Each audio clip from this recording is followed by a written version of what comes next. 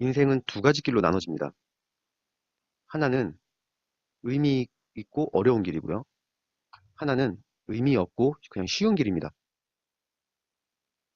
의미 있고 어려운 길은 계속 변화해 나가면서 성장하고 또 성장하고 또 도전해서 변화하고 또 성장하고 이렇게 모든 걸 초월해서 내가 정말 심신이 건강해지고 온전하게 성장한 인간이 되는 길인 거고, 그리고 반면에 쉬운 길은 우리 사회에서 보통의 일반인들은 누구나 대부분은 살고 있는 그냥 쉽고 편한 길, 여러분 아시죠?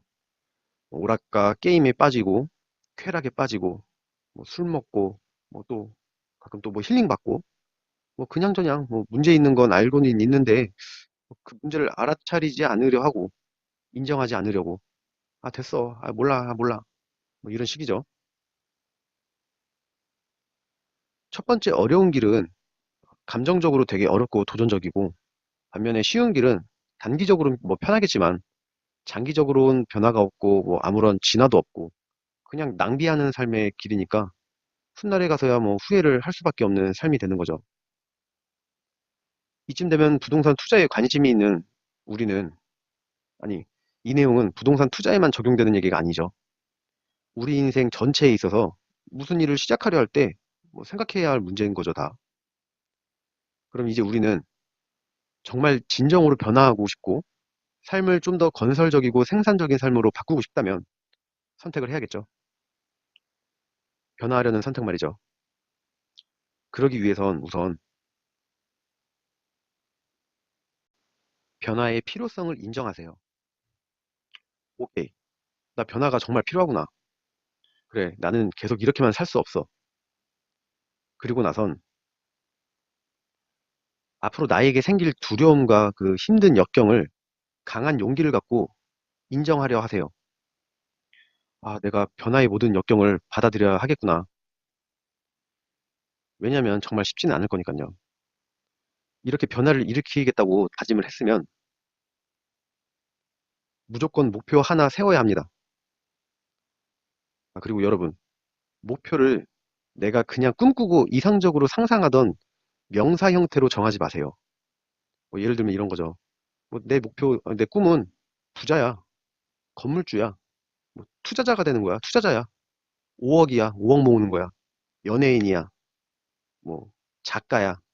이러지 마시고 구체적으로 몇 문장으로 만들어서 한번 구체적으로 한번 풀어보세요. 내 목표를요. 근데 완벽한 목표도 필요 없고 이 목표에 도달할지 안 도달할지도 그렇게 중요하진 않아요. 다만 가장 중요한 건 내가 어디서부터 어디까지 변하고 싶은지 그건 아셔야 돼요. 이게 무슨 소리냐? 대부분의 사람들이 목표를 세웠다가도 매번 변화가 없이 중도 포기하고 실수를 많이 하는 부분이 있는데, 목표는 변화를 위한 현재 나의 행동 기준을 세우고 계획을 짜는 겁니다. 예를 들어 내가 책을 쓰고 싶은데, 아, 내가 지금 글을 잘 못 쓰니까 좀 더 공부하고 글을 잘 쓸 때 할 거야.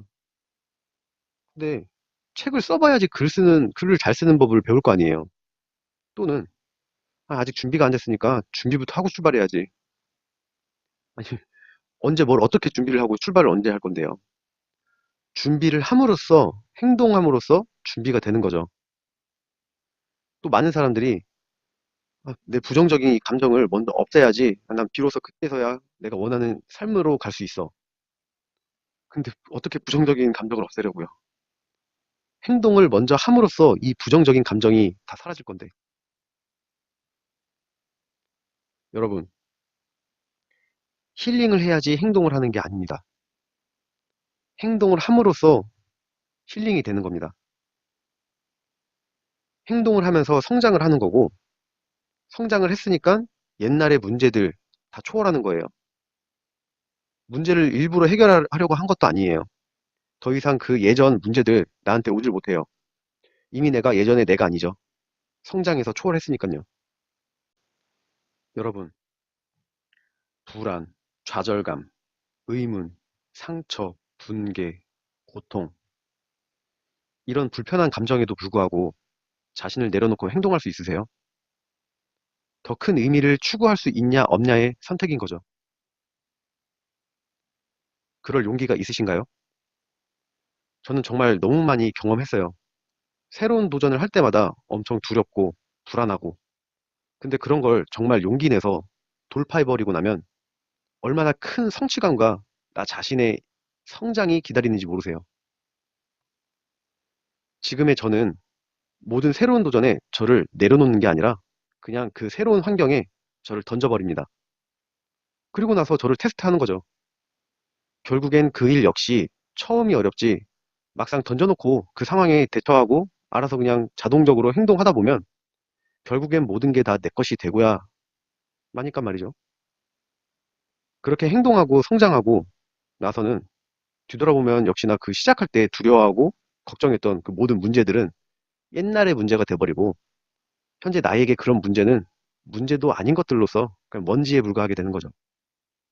자, 이렇게 해서 제가 앞으로 다뤄나갈 테마, 소개해드린 테마, 투자 신념 깨우기에 기본이 되고 근본이 되는 뭐 골조와도 같은 설명이 모두 끝났습니다.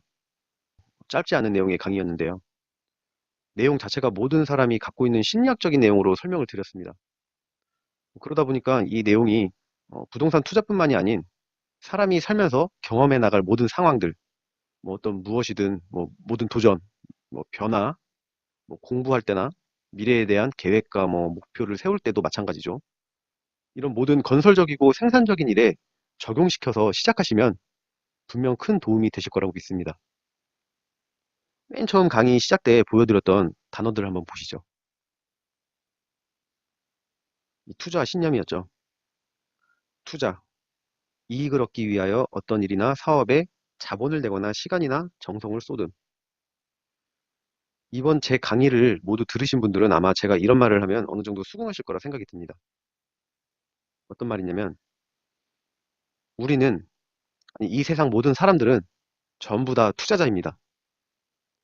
학생은 학생대로 자기의 시간과 노력, 열정, 에너지를 공부에 쏟아부으는 순간 자신에게 투자를 시작하는 거고요.